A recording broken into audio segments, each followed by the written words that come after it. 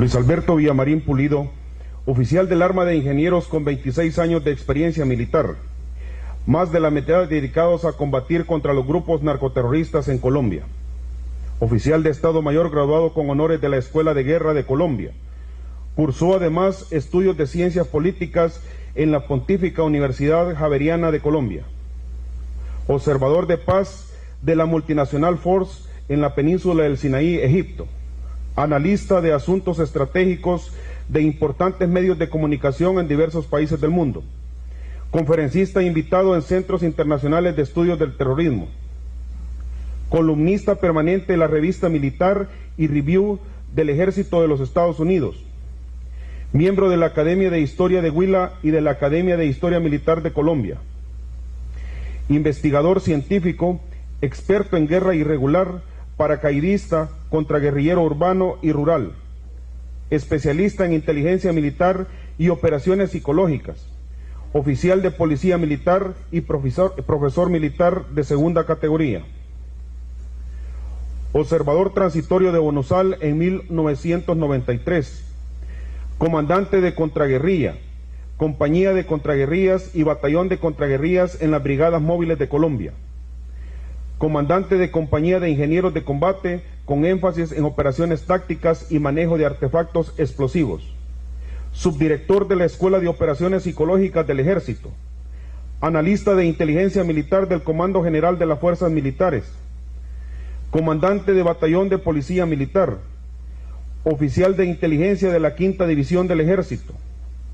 Autor de más de 400 artículos especializados sobre liderazgo militar, historia militar, guerra política, análisis del conflicto colombiano, terrorismo internacional, geopolítica y estrategia, así como autor de 10 libros relacionados con la violencia, terrorismo y tráfico de drogas, entre los que podemos mencionar: Ganar la guerra para conquistar la paz, El Ejército de Liberación Nacional por dentro, En el infierno, El cartel de la FARC, entre otros.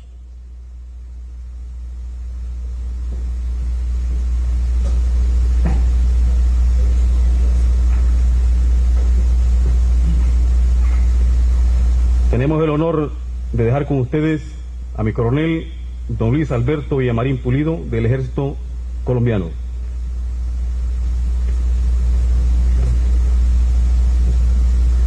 Señor coronel Samayoa, señores oficiales, instructores, señores oficiales, alumnos del curso de Estado Mayor, señoras, señores.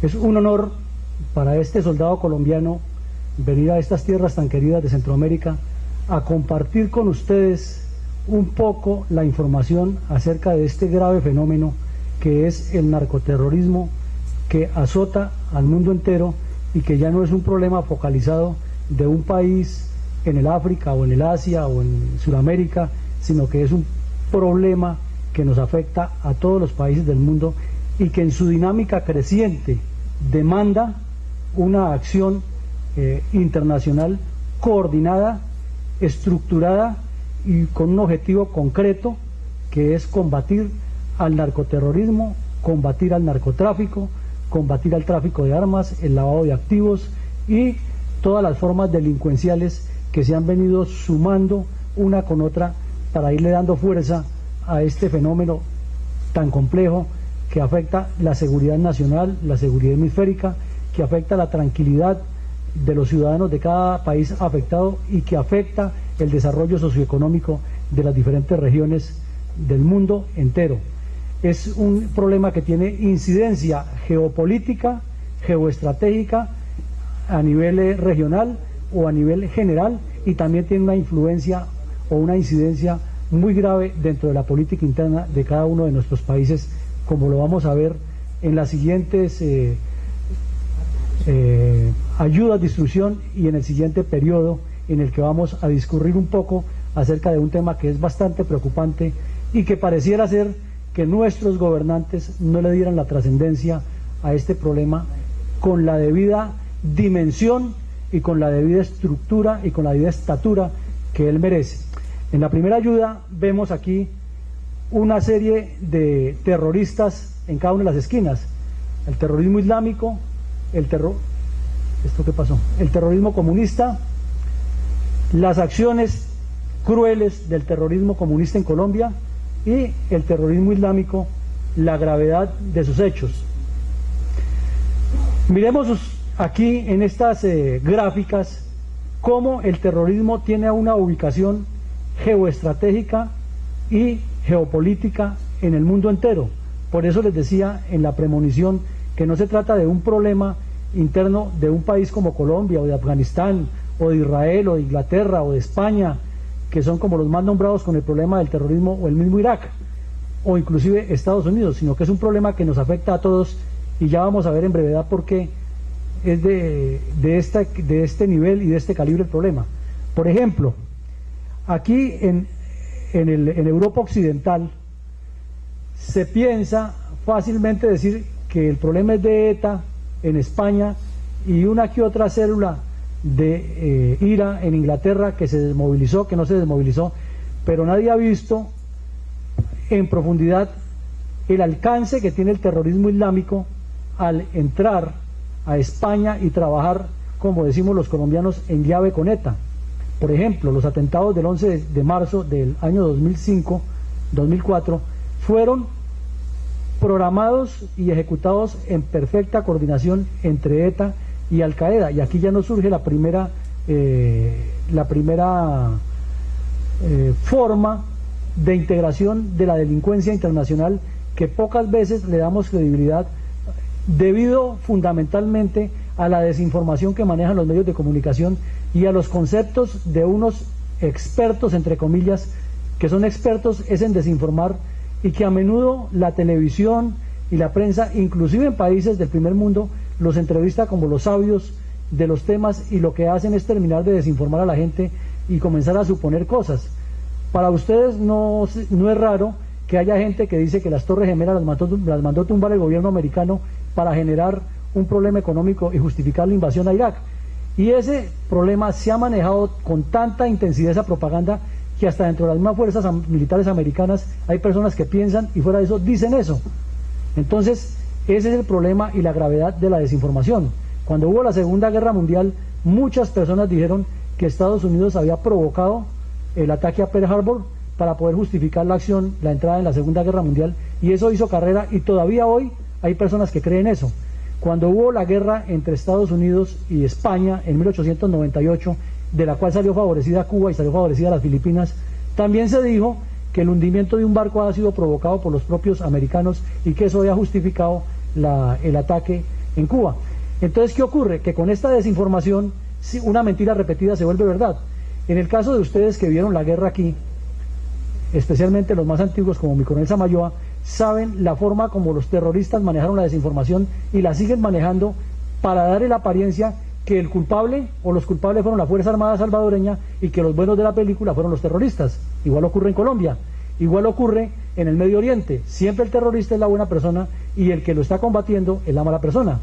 Entonces, para sintetizar, en Europa Occidental hay un procedimiento largo y creciente de presencia de terroristas islámicos que desean universalizar el terrorismo, porque hay teorías como la de Boumediene de Argelia, que decía que se llamaba la estrategia del vientre. Es que entre más hombres y mujeres musulmanas nazcan en territorio europeo y tengan la ciudadanía europea, pueden causarle más cerca la recuperación del sagrado territorio del Islam, que lo perdieron después de la caída de Constantinopla y en especial después de que España sacó a los moros de allá. No sé si ustedes han oído decir, por ejemplo, que para el extremismo islámico la parte de Andalucía es propiedad islámica y hay que recuperarla. Y han hecho hasta comunidades que han llegado al extremo de negociar o hacer su propio comercio dentro de Andalucía, pero con moneda árabe, y el consumo es entre ellos mismos para evitar que el dinero salga de allá, y tienen sus iglesias, sus mezquitas y su desarrollo social orientado a crear células de proyección hacia la reconquista de Europa por parte del Islam. Esto no es una suposición, es una realidad. Sin embargo, los medios de comunicación lo venden de otra manera, y la misma acción de los países afectados, como la guerra de Libia, pues genera este tipo de imprecisiones alrededor del tema. Pero si miramos aquí, el Medio Oriente es un polvorín, y ese polvorín ya tiene otra explicación del terrorismo, y es la lucha entre chiitas y sunitas. Ahora que están en la primavera árabe, supongo que todas las academias militares del mundo están muy preocupadas por conocer cuál es ese fenómeno tan complejo que se está dando allí. Resulta que por un lado, estas revoluciones hechas a base de Facebook y de Twitter y de todas estas redes sociales fueron tomando una dimensión muy amplia, de manera que las personas que participaron en eso lo hacían con una conciencia de cambio hacia la libertad, hacia la democracia, hacia la posibilidad de expresarse. Pero, ahí viene el pero, que detrás de estos están los famosos hermanos musulmanes o la hermandad musulmana, que tienen una cercanía muy grande con varios grupos, entre ellos los salafistas y los wahabistas, y esos son de una línea extrema, de la línea sunita, que conciben el Islam como la única solución al planeta, y todo lo que no sea islamita es enemigo de la palabra del profeta, por ende hay que desaparecerlo. En el Medio Oriente, estas corrientes se han venido enfrentando, y entonces tenemos un enredo complejísimo en esa lucha de los países. Para resumirles el cuento, en Sudán son sunitas, y los sunitas apoyan a Osama Bin Laden o a la línea de Al Qaeda, pero a la vez son amigos de Arabia Saudita, que es el país más cercano a Occidente por los negocios del petróleo, y porque Occidente fue la que cuando reorganizó el mundo nombró a la familia saudita, a la familia Faisal el reinado, le dio el reinado en Arabia Saudita. Entonces tiene una deuda muy grande con Inglaterra, con Estados Unidos, con Francia, que obviamente tienen el interés del petróleo, y para tenerlos contentos los pusieron reyes y los pusieron por encima de todos. Entonces la familia saudita protege al régimen de Sudán, pero el régimen de Sudán es un régimen que ha violado los derechos humanos. Sudán no, perdón, Yemen, estoy equivocado. Yemen es un régimen que ha violado los derechos humanos, que ha cometido 1000 barbaridades, pero hace poco le facilitó a Estados Unidos dar de baja a un terrorista que era el que había quedado enseguida de Bin Laden, encargado de la difusión en idioma inglés, porque este señor era nacido en Estados Unidos. E inclusive, para que ustedes se aterren, cuando el presidente George Bush dijo que no todos los islamitas, todos los musulmanes eran enemigos de Occidente, e hizo ahí en la explanada de la Casa Blanca, pero probablemente ustedes la conozcan, ese espacio grande que hay entre la estatua de Lincoln y un obelisco que hay allí, hizo una misa grandísima en la que participaron todas las religiones, invitando a la paz y la confraternidad en Estados Unidos. Pues aterren ustedes que el que llevó la palabra en nombre de los musulmanes era este hombre nacido en Estados Unidos, que después resultó en San Diego, California, promoviendo el terrorismo por internet, y después apareció en Sudán y en Yemen haciendo el mismo terrorismo por internet, y con un inglés perfectamente hablado, invitando al mundo entero a que se uniera en la yihad contra Estados Unidos. Lo dieron de baja en Yemen, y eso garantizó que el presidente de Yemen pues siguiera en el cargo, con las críticas que hay en el Medio Oriente. Pero si pasan ustedes al vecino, que es Irán, que amenaza con atacar a Estados Unidos y con atacar a Occidente y con utilizar la bomba atómica, estos son chiitas, y los chiitas tienen supuestamente una interpretación más amplia del Islam, pero estos chiitas quieren también eliminar a Occidente, en especial después de la revolución del 79, que se llama la revolución de los ayatolas, y han creado un estigma no solo contra Estados Unidos, contra Occidente. Entonces todo occidental, algunos de ustedes han estado en el Medio Oriente y conocen ese problema, todo occidental es enemigo por el solo hecho de que es un infiel, porque no es fiel a la palabra del profeta Mahoma, sino sigue el cristianismo, y para ello el cristianismo no tiene el mismo valor que el Islam, porque el Islam es lo máximo que hay sobre el planeta. Y si ustedes avanzan un poquitico hacia arriba, entonces encontramos el problema en Siria. Siria tiene varios problemas geopolíticos que se reflejan en esta situación geoestratégica. Uno, que tiene kurdos, y hay kurdos en Turquía y hay kurdos en Irán, y todo el Kurdistán pide una independencia, pero resulta que allí está el petróleo, la mayoría de la riqueza petrolera está ahí, y de darle autonomía o reconocimiento como Estado a los palestinos dentro de Israel, inmediatamente el siguiente paso sería Kurdistán. ¿Y qué ocurre allí? Que Turquía es un aliado de Occidente y es el aliado principal que tiene Estados Unidos en la zona. Al partirle su país generaría una guerra civil de proporciones indescriptibles, y obviamente toda la comunidad musulmana iría en apoyo de los hermanos turcos. Entonces vean ustedes lo complejo que es allí. Y fuera de eso, el PKK o la Peshmerga es la guerrilla turca, la guerrilla musulmana, que tiene una visión terrorista de hacer o luchar por sus derechos, y Occidente la califica como terrorista. Entonces miren ustedes que ahí hay otro ingrediente que complica el asunto.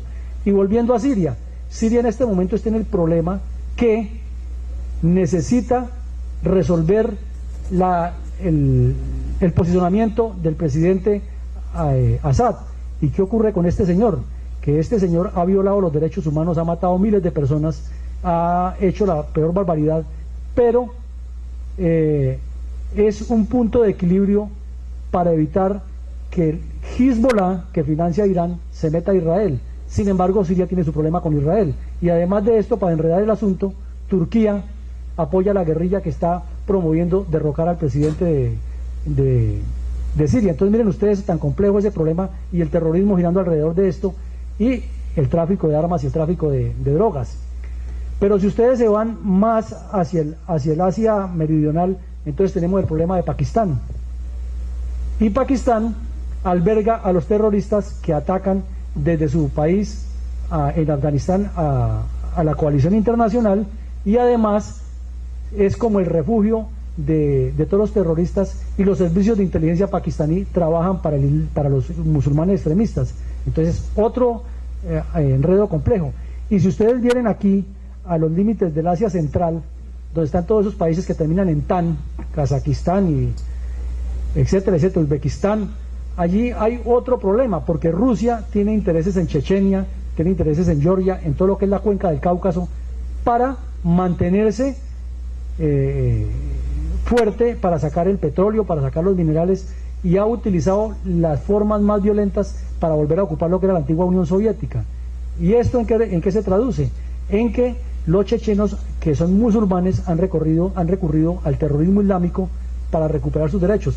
Entonces vean ustedes que este cuadro del antiguo continente de terrorismo tiene varias vertientes, tiene muchas connotaciones, pero a la vez tiene un enemigo común, que es la cultura occidental, y en el fondo el país cabeza de la cultura occidental, que es Estados Unidos.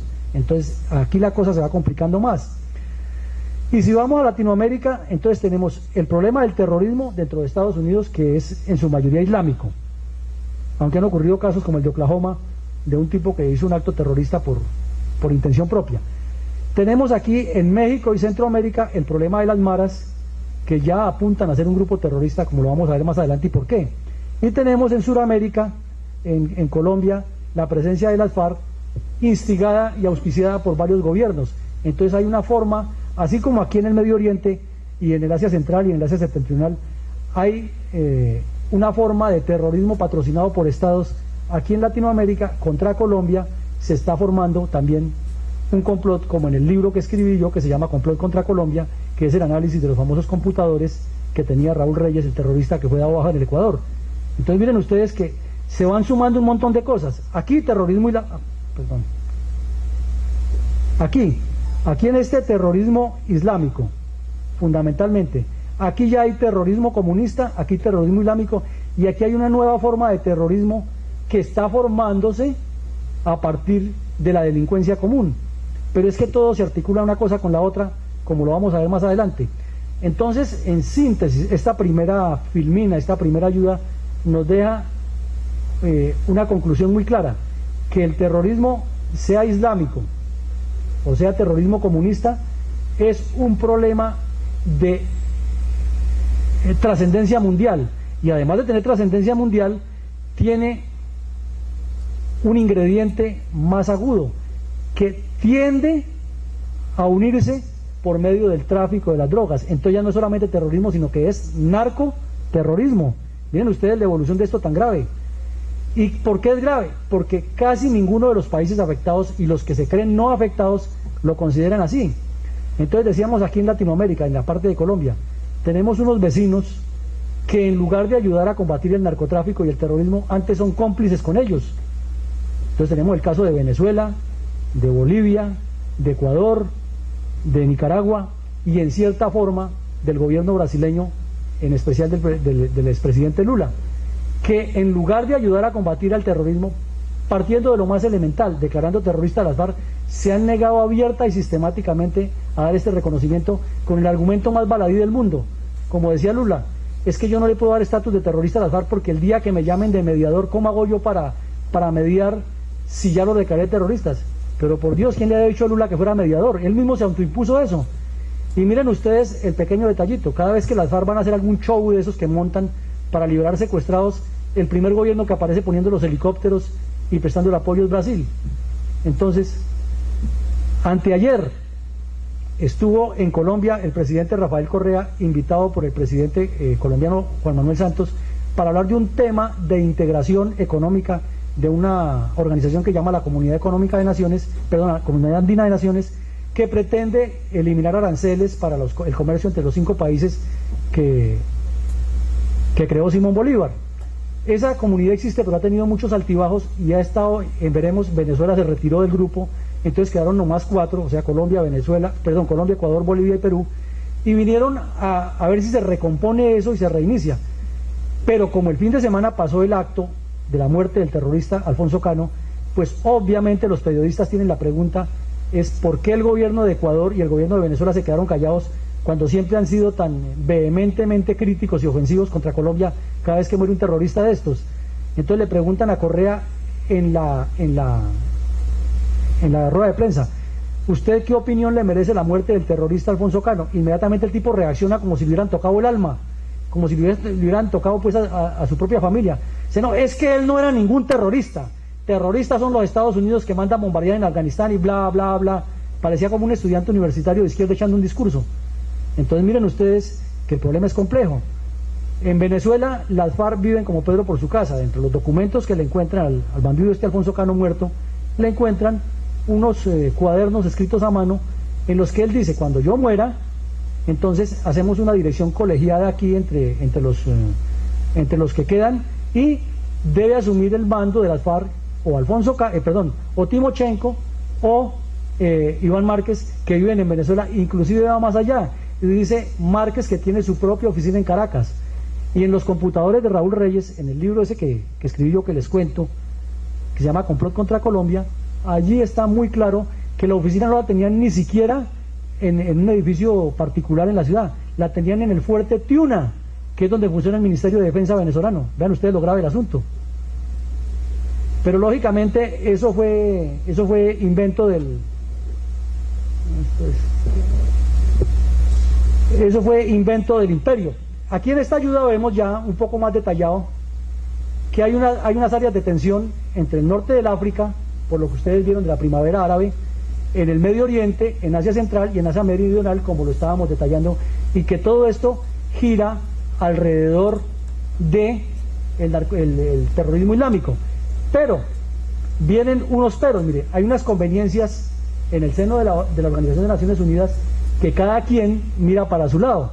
Entonces Rusia, por ejemplo, dice que declara terroristas, pero no a todos los musulmanes extremistas, sino para Rusia quiere que solamente le reconozcan como terroristas a los chechenos, que son los que le hacen la guerra.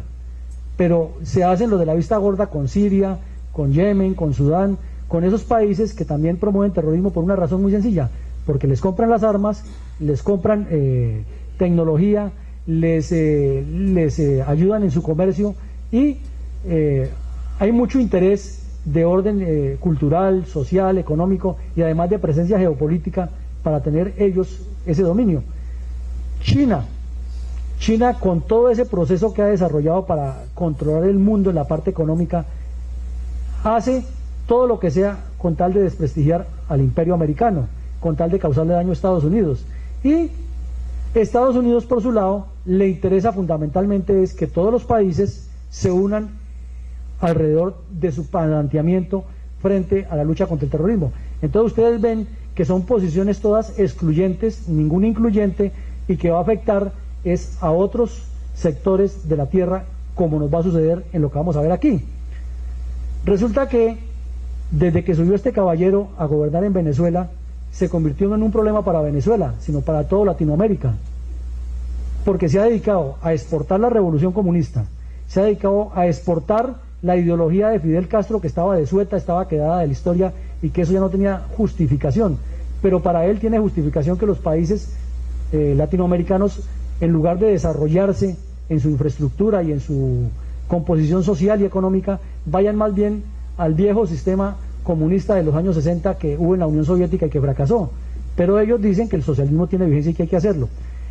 Entonces este hombre, en esa idea, pues es naturalmente un enemigo del imperio, como dice él, y sabe que aquí hay un enemigo grande de Estados Unidos y de Occidente, que es este otro caballero que tiene un nombre hasta difícil de pronunciar, Ahmadinejad, algo así, y ha hecho una relación muy compleja hasta el extremo de que ya Venezuela está desarrollando tecnología nuclear. ¿Para defenderse de quién? ¿O para atacar a quién? Y si ustedes miran el mapa geopolítico de Sudamérica, el principal problema para que el comunismo vuelva a coger fuerza en Latinoamérica es que caiga Colombia. Razones: la ubicación geográfica, la ubicación geoestratégica, los recursos que tiene Colombia, 3.000 kilómetros de costas navegables y productivas en recursos marítimos incalculables, reservas de petróleo que aún no han sido descubiertas. Bueno, es decir, es como el punto clave para controlar toda Latinoamérica. Posibilidad de construir otro canal interoceánico, biodiversidad, la que ustedes quieran, 3 montañas, cordilleras de alto perfil, cordilleras de medio perfil, baja cordillera, llanos muy ricos. O sea, Colombia tiene una riqueza que es apetecida por el comunismo para manejar su proyecto. Y a partir de esto, de esta relación, de este problema en el Medio Oriente y del problema del narcotráfico en México hacia Estados Unidos, pues Centroamérica quedó bailando, no como la más fea, sino como el punto clave para que el terrorismo llegue allí, en toda su extensión y en todas sus formas de negocios ilícitos y oscuros. Entonces, El Salvador, como hace parte de Centroamérica, pues está en la mira. Les decía esta mañana en una conferencia de prensa a los periodistas que me preguntan que qué posibilidad veo que ahora que sube un general a Guatemala a atacar el terrorismo, las maras y estos grupos ilegales, qué posibilidad hay de que vengan a El Salvador. Entonces yo le respondo de una manera muy sincera y muy clara: es que ya El Salvador no debe preocuparse tanto por saber si llegan, ya debe preocuparse es cómo lo sacan de aquí, porque hace rato que están aquí metidos. Lo que pasa es que aquí han manejado un perfil diferente, como lo saben hacer los delincuentes, y están buscando la forma de manejar dentro de las maras, que van a tener un fenómeno de no combatirlo a tiempo, que es una realidad. Es que las maras van a llegar a formar pequeños carteles individuales, y cada bandido con su poder en su sitio va a ir a multiplicarse y a causarle más daño al país. Eso es una lógica de lo que es el procedimiento del narcotráfico. Entonces, mi punto de vista no es tanto pensar cuándo se vengan de Guatemala, porque eso hace rato que se vinieron, es cuándo el problema va a ponerse más grave y cuál va a ser la respuesta que tiene que darle no solo el gobierno salvadoreño, es toda la comunidad internacional, porque no es un problema, como lo hemos venido hablando, interno de un país o de otro, sino que es una cuestión global. Y miren ustedes que todos coinciden en una cosa gravísima: es destruir la cultura occidental. Nosotros, los militares de cualquier país del mundo, siempre somos formados en una línea de pensamiento de defender lo que son los valores que articulan y sostienen una sociedad. Esos valores tradicionales cristianos, porque nosotros somos occidentales y somos cristianos, los valores éticos, la moral, la honestidad, la organización social, la defensa de la patria, para nosotros lo supremo, sea del país que seamos, siempre la patria está por encima de todo. Pero a estos terroristas ya no les importa eso, porque ellos quieren transnacionalizar el delito. O sea, da lo mismo que ser ecuatoriano, o ser argentino, o ser chileno, o ser colombiano, o ser mexicano, o ser norteamericano. Eso ya no es importante. Lo importante es que mi empresa criminal funcione a la maravilla y que me produzca réditos. Entonces ya no es un problema tan sencillo como nos lo pintan, y que se ha venido tratando es de decir que vayan los militares o los policías o la Fuerza Armada de cualquier país a darlos de baja, porque es que eso se ha hecho durante mucho tiempo. Es que ya demanda acciones más concretas, que no pueden ser la simple politiquería o la demagogia en un aula de clase.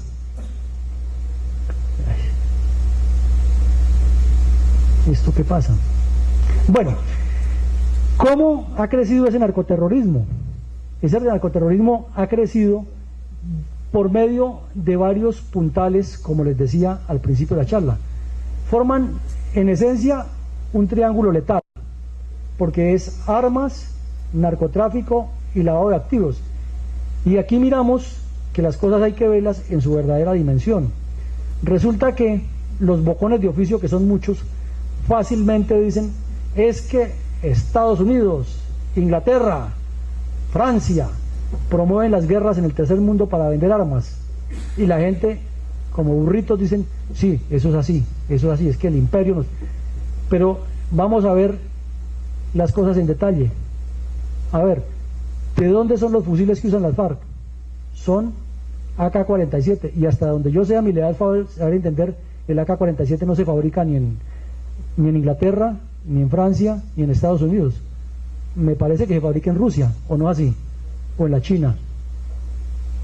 Que la tecnología de los explosivos que utilizan los terroristas, por ejemplo en Colombia, esa tecnología es típica de los musulmanes, o sea, la de colocar los teléfonos celulares, el carro bomba, o el coche bomba, como dicen en España. Eso es típico musulmán, eso no vaya por aquí. Y que los insumos de los que se fabrica la coca con la que se financia esta gente, eso viene de Europa. Allá es en Bélgica, en Francia, perdón, en Holanda, donde fabrican los cloruros y los cloratos y todas las cosas con las que se hace el proceso químico para fabricar o para procesar la droga. Entonces, ¿de qué estamos hablando?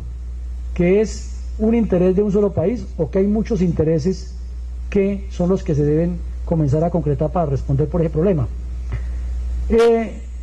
En cuanto al narcotráfico, pues el tema es muy amplio. Hay un problema esencial en el narcotráfico, que son los famosos paraísos fiscales, porque se relaciona el narcotráfico con lavado de dinero. Entonces, ustedes deben saber cómo funciona eso de sencillo. Hay bancos en las Islas Caimán, en Panamá, en Suiza, en Mónaco, en Gibraltar y en otros países. Bulgaria, por ejemplo, son los países que lavan mucho dinero, en los cuales la persona puede llegar con la cantidad de dinero que quiera y abre su cuenta y no le preguntan de dónde lo sacó, pero tampoco colaboran con las autoridades de ningún país explicando que esa persona tiene unas cuentas muy grandes allí, o esa organización. Entonces el terrorismo internacional ha encontrado el lavado de dinero proveniente del narcotráfico una buena sede para depositarlo en estos bancos de una manera soterrada, tranquila. ¿Y ahora cómo hacen estos tipos para legalizarlo? Se inventan organizaciones humanitarias, se inventan organizaciones de desarrollo comunitario, se inventan otro tipo de organizaciones que hacen actividades comerciales ficticias y luego hacen traslados electrónicos, porque hoy en día la tecnología lo facilita así. Se hace una transferencia electrónica del dinero desde la cuenta del paraíso fiscal a una cuenta en Nueva York, en Londres, en París, en Roma, en Tel Aviv, en Colombia, en San Salvador o donde sea, y ese dinero llega, y ya llega como una compra legítima de una supuesta empresa que hizo una venta de sus productos y servicios. Entonces ya el dinero quedó lavado y ese dinero se incorpora a la economía, pero es una economía ficticia, es una economía que le está causando daño a la economía legítima y que está generando inflación de los precios de los otros bienes de consumo o de las otras actividades económicas. Entonces miren ustedes cómo el narcotráfico afecta muchísimo y todas las vertientes que tienen para actuar aquí en El Salvador, actuar en Centroamérica, que no es solamente la parte de mover los kilos de coca, sino que tiene toda una gama de métodos y de procesos con los cuales puede afectar la economía y la vida de estos países de Centroamérica. Y a eso súmenle otra cosa, el tráfico de seres humanos. Ustedes han oído decir que, por ejemplo, los Zetas de México, que están integrados por bandidos de todas las pelambres, ya no solamente se dedican a defender a narcotraficantes, sino que también han asumido el control del tráfico humano con los coyotes que pasan gente por el hueco hacia los Estados Unidos. Y obviamente eso les genera unos réditos económicos, pero ¿qué persiguen estos Zetas? Es buscar colocar dentro de Estados Unidos todas sus redes y contactos para poder mover más la droga. A eso se le suma otro ingrediente que ya está aprobado por el Departamento de Estado, que las redes de Al Qaeda han contactado a personas de los Zetas no solo para que pasen la droga, sino también para que pasen a musulmanes extremistas que van a meterse dentro del territorio de Estados Unidos, a amarrarse un cinturón con explosivos o a subirse a un avión con explosivos y estrellarlo contra un objetivo muy grande. Entonces miren ustedes la dimensión de esto. Y fuera de eso, el Departamento de Estado de Estados Unidos tiene información muy precisa y muy comprometedora que el gobierno venezolano ha estado trayendo personas extremistas de origen musulmán a nacionalizarlas en Venezuela y a buscarle la forma que desde allí entren legal o ilegalmente a Estados Unidos a hacer este tipo de actividades. Pero a eso le suman que también vienen con la misión de extender el Islam, no el Islam normal, sino el Islam extremista, para ir creando también dentro de Latinoamérica comunidades extremistas fundamentadas en el Islam. Entonces dense ustedes cuenta que por otro lado, por ese lado también la situación es compleja. Y como lo ha hecho Irán con Hezbollah, manejan también redes de prostitución que mueven mucho dinero, en especial con la mafia yakuza del Japón. Esto está bastante sustanciado por investigadores que manejan el tema y también conocen de la inversión que han hecho estos terroristas islámicos, en especial los de la OLP, en casinos y en casas de juego en Europa y algunas de Israel. Entonces, vean ustedes que la proyección del terrorismo, del narcoterrorismo, es una gama más amplia y más peligrosa de la que las personas comúnmente creen. Y si vamos, por ejemplo, otra vez aquí al caso de las armas, es que anualmente por el mundo circulan más o menos entre 6 y 10 millones de armas largas y cortas en un mercado negro. Pongan ustedes a pensar cuánto es eso. 1 millón de armas, que de ese millón sean 400.000 fusiles, y cada fusil con 200 cartuchos de dotación. Entonces imagine usted cuántas personas se pueden matar con 400.000 fusiles.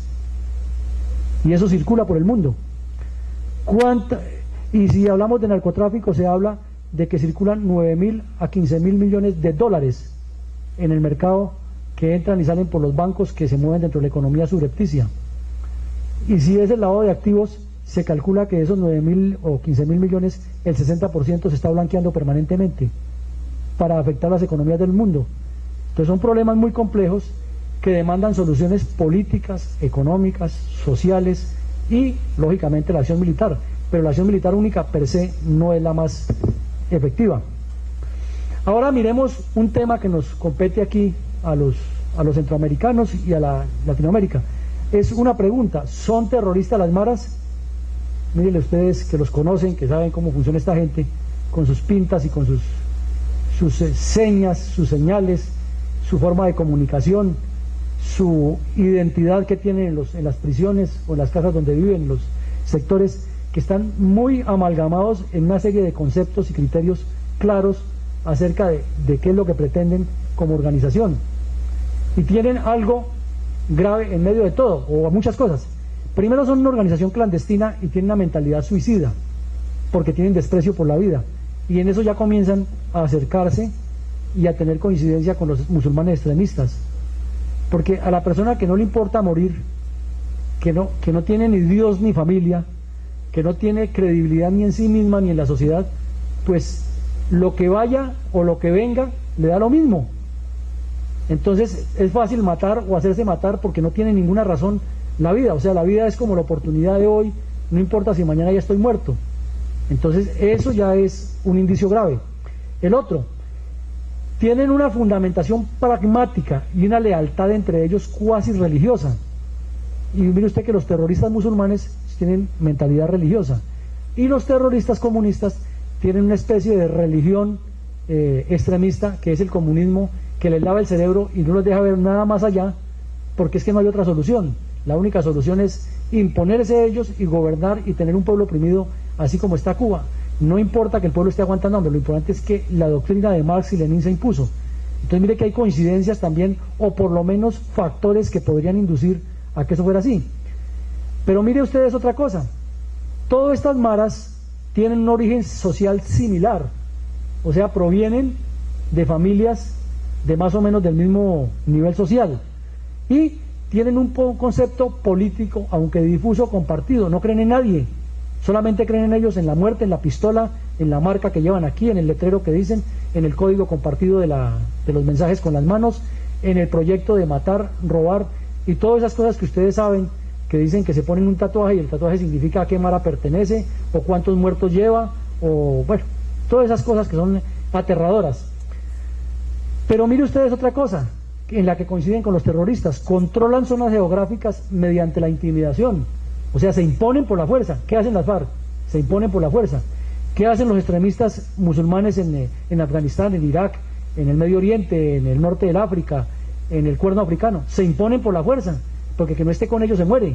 Entonces miren ustedes que hay mucha coincidencia. Y desafían la autoridad mediante la violencia. ¿Y esa no es la actuación del terrorista? ¿No es lo mismo hacerse sentir por medio del terror y la fuerza? ¿Tienen un acumulado de fuerza con capacidad de combate? Pues claro, es que si uno se pone a mirar en internet o en los documentos que salen en la prensa centroamericana o en las revistas especializadas, es aterrador la cantidad de todos estos bandidos, que unos dicen que son 50.000, que son 10.000, que son 15.000, que en Estados Unidos hay 18.000, que hay 11.000, que la cifra no importa. Redondeémosla aquí en cuestión de académica, digamos que son 70.000 entre todos, pero ustedes saben lo que son 70.000 hombres armados con la predisposición anímica de que alguien los oriente por un solo objetivo, cuando ya tienen todas estas condiciones y características.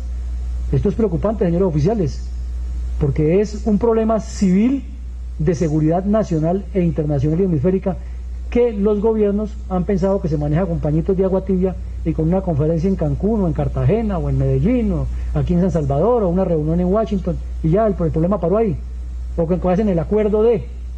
Entonces que en el acuerdo de República Dominicana se decidió que hay una lucha frontal contra el narcotráfico y las organizaciones criminales, y de ahí para allá ¿qué? Bueno, pero mire, además de esto, ya está probado que trafican armas, drogas y cometen otros delitos. Y si miramos la ayuda anterior, el narcoterrorismo internacional está buscando cooptar todos los delitos. Ya no les interesa solamente